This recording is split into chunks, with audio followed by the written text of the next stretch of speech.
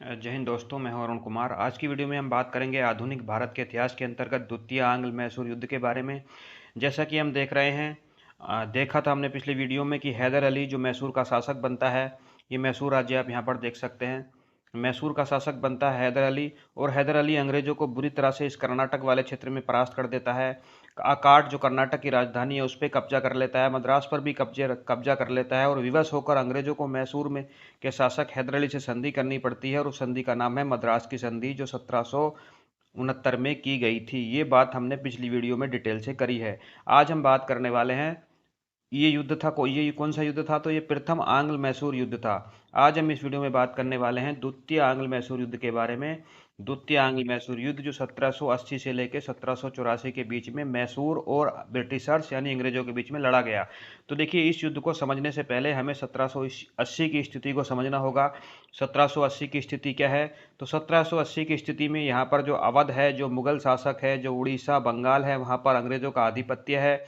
प्लासी का युद्ध हो चुका है, बक्सर का युद्ध हो चुका है, इलाहाबाद की संधियाँ भी हो चुकी हैं, बनारस की संधि भी हो चुकी है, और मराठे यहाँ पर अहमद शाह अब्दाली से पानीपत के तृतीय युद्ध में हार चुके हैं। तो इस पूरे क्षेत्र में अब जो है ब्रिटिशर्स का आधिपत्य है। उसी समय 1772 ईस्वी में यहाँ का गवर्नर जनरल बनकर आता है वारेन हेस्टिंग्स। कौन आ जाता है? वारेन हेस्टिंग्स 1772 में। तो जो बंगाल है वहाँ पे अब है वारेन हेस्टिंग। युद्ध होगा 1780 से 1784 में। वारेन हेस्टिंग आ चुका है। यहाँ पर मराठा है, मराठा जो 1761 में पानीपत के युद्ध में हार गए थे। पानीपत के युद्ध में हार जाने के बाद उनके जो पेशवा थे बालाजी बाजीराव, उनकी मृत्यु हो जाती है सदमे के कारण, और उनके बाद पेशवा बनते हैं माधवराव। माधवराव जो है धीरे धीरे अपने राज्य को बढ़ाने की कोशिश कर रहे हैं। तो राज्य को एक्सपेंस करेंगे तो उनकी झड़प किससे होगी? तो माधवराव की झड़प अब अंग्रेजों से होने लगी है, निजामों से होने लगी है, और मैसूर से भी होने लगी है। ठीक है, तो माधवराव भी अपने मराठा राज्य को साम्राज्य को बढ़ाने की कोशिश कर रहे हैं। निजाम है यहाँ पर। निजाम में कौन होगा? तो हमने देखा था कर्नाटक का दूसरा युद्ध जो फ्रांसीसियों और अंग्रेजों के बीच में हुआ था, और उस युद्ध के बाद निजाम बनाया गया था सादत खान को। और कर्नाटक में जो हमारा था नवाब, नवाब जो है ब्रिटिशर्स ने मोहम्मद अली को बनाया था। ये वही मोहम्मद अली भी यहाँ पर एक तरह से प्रतीकात्मक शासक है। मोहम्मद अली सपोर्टेड बाई मद्रास, मद्रास यानी ब्रिटिशर्स, ब्रिटिशर्स के सपोर्टेड कर्नाटक राज्य है जहाँ पर मोहम्मद अली वहाँ का नवाब बना हुआ है। निज़ाम यहाँ पर है, कर्नाटक यहाँ पर है, यहाँ पर है मोहम्मद अली, मैसूर में है हैदर अली। देखिए, और कर्नाटक के पास में ही जिसकी राजधानी अकाट है वहाँ पे मद्रास है, जो कि अंग्रेजों की प्रेसिडेंसी है। अंग्रेज यहाँ पर बैठे हुए हैं। पुडुचेरी हमने देखा था कि पांडिचेरी के संधि के बाद फ्रांसीसियों को धीरे धीरे भारत में उनकी शक्ति कमजोर होने लगती है, उनको सेना न रखने का अधिकार हो।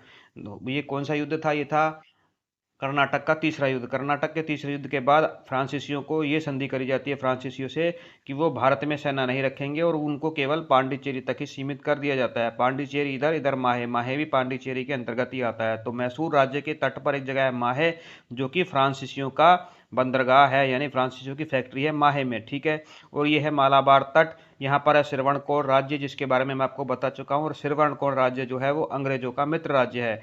अंग्रेजों की नज़र अब बंगाल में तो वो कब्जा कर चुके हैं, बंगाल वाले क्षेत्र से वहाँ उनको रिवेन्यू आ रहा है। अंग्रेजों की नज़र अब इस मालाबार तट पर है, और इस मालाबार तट के कारण ही वो मैसूर से युद्ध कर रहे हैं। और इसी मालाबार तट पर बसे हुए माहे के कारण ही जो कि फ्रांस का बंदरगाह और फ्रांस की फैक्ट्री है, इसकी वजह से ही द्वितीय आंग्ल मैसूर युद्ध होता है 1780 से लेकर 1784 में। ये हमने कुछ उस समय के नक्शे पे समझा कि उस समय क्या स्थिति बनी हुई है। अब इन्हीं सारी बातों को, इन्हीं सारे मैप को अब मैं आपको आगे बताता हुआ चलूंगा। तो मैं ये समझकर चलूंगा कि मैप आपकी समझ में आ गया। अगर नहीं आया तो वीडियो को पॉज करके दोबारा से प्ले करके समझिए।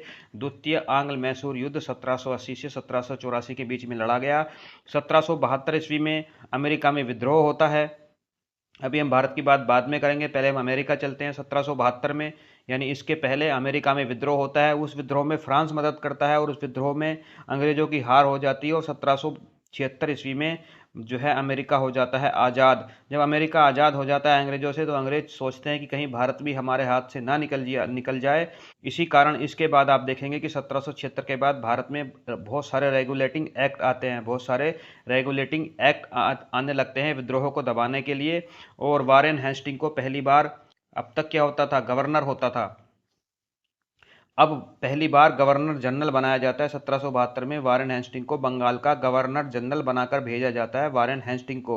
और वारेन हेस्टिंग आते ही द्वैध शासन व्यवस्था को खत्म कर देता है। द्वैध शासन व्यवस्था यानी उससे पहले क्या होता था कि एक शासक रहता था, लोकल शासक, प्रतीकात्मक शासक रहता था, और उसके ऊपर जो है ब्रिटिशर्स जो है उसे कठपुतली सरकार बना के रखते थे, लेकिन इसे कहते थे द्वैध शासन व्यवस्था। और वारेन हेस्टिंग आते ही द्वैध शासन व्यवस्था को खत्म कर देता है। तो ये हमने उस समय की ब्रिटेन की, फ्रांस की और अमेरिका की स्थिति को भी समझ लिया जब आंग्ल मैसूर युद्ध सेकंड लड़ा जाएगा। चलिए, आंग्ल मैसूर युद्ध सेकंड की हम बात कर रहे हैं। फिर से मैं नक्शे में यहाँ पे छोटा सा मैप मैंने बनाया हुआ है, कोई पॉइंट आएगा तो मैं आपको यहाँ पर भी बताऊंगा। चलिए, वारेन हेस्टिंग बंगाल में आ गए हैं, मद्रास की संधि हो चुकी है अंग्रेजों के बीच 1769 में। पेशवा कौन है? तो पेशवा मराठा के पेशवा हैं माधवराव। और माधवराव भी जो है अपने राज्य को बढ़ाने की कोशिश कर रहे हैं। तो माधवराव जब अपने राज्य को बढ़ाने की कोशिश कर रहे हैं तो 1771 ईस्वी में माधवराव जो है वो मैसूर पर हमला कर देते हैं। कौन? माधवराव जो है वो मैसूर राज्य पर हमला कर देते हैं। और जैसा कि मद्रास की संधि में डिसाइड हुआ था प्रथम आंग्ल मैसूर युद्ध के बाद कि अगर मैसूर राज्य पर कोई भी बाहर से हमला करता है तो अंग्रेज अपनी सेना भेजेंगे, लेकिन अंग्रेजों ने यहाँ अपनी सेना नहीं भेजी। माधवराव ने हमला किया मैसूर पर अपना राज्य बढ़ाने के लिए, मराठाओं ने मैसूर पर हमला किया, लेकिन अंग्रेजों ने अपनी सेना नहीं भेजी। इस बात को लेकर नाराज हो जाता है कौन? मैसूर यानी हैदर अली अंग्रेजों से इस बात को लेकर नाराज है। चलिए कोई बात नहीं, नाराज है तो रहने दीजिए। 1769 में अंग्रेज जो है माहे पर कब्जा कर लेते हैं। अब ये है माहे, और माहे किसके अंतर्गत आता है? माहे जो है वो मैसूर राज्य की सीमा पर है, मैसूर राज्य के अंतर्गत आता है माहे। माहे थी फ्रांसीसियों का बंदरगाह था, फ्रांसीसियों की फैक्ट्री थी माहे में, जो पुडुचेरी के अंतर्गत आता था। अब इस माहे पर कर लेते हैं अंग्रेज कब्जा। और माहे है कहाँ पर? है तो फ्रांसीसियों का, लेकिन है मैसूर राज्य के अंतर्गत। तो ये बात बिल्कुल भी नागवार गुजरेगी किसको? हैदर अली को, कि माहे में आके यानी उसके राज्य के दरवाजे पर आकर, सीमा पर आकर अंग्रेज जो है माहे पर कब्जा कर लेते हैं। और सेना तो उन्होंने पहले नहीं भेजी थी, तो ये संधि जो है यहाँ पर टूट जाती है, जो हुई थी हमारी मद्रास की संधि। तो 1769 में अंग्रेज माहे पर कब्जा कर लेते हैं। माहे किसका था? फ्रांसीसियों का। तो अब युद्ध होना तय है, क्योंकि संधि टूट गई और आप अंग्रेज माहे पर आ गए हैं।